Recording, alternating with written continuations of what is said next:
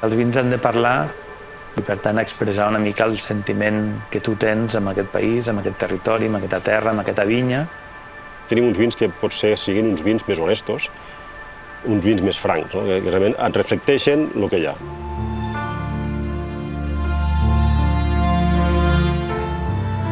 La idea de muntar un celler aquí a Casa Ovinyà i de mirar de trobar un vi que pogués madurar bé i poguéssim fer un vi de qualitat, bàsicament és una idea de família. El celler neix una mica per un somni de joventut, de poder portar i recuperar la vinya, el cultiu de la vinya a Andorra.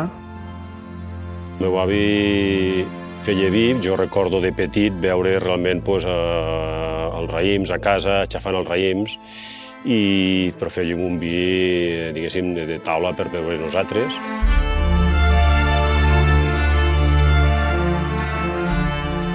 És un món que jo sempre ho dic que m'agradaria retirar-me i dedicar-me només al vi, poder viure d'això, perquè és que realment és com un...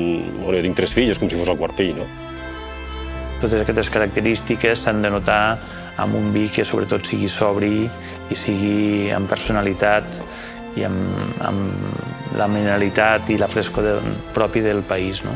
Que és el que hem intentat fer des del dia 1 i sobre el que fem esforços cada dia.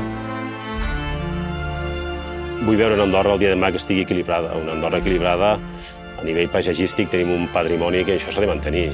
Jo crec que el futur d'Andorra passa per fer la feina ben feta i perquè ningú ens pugui dir que no som capaços de fer-la com el millor, no?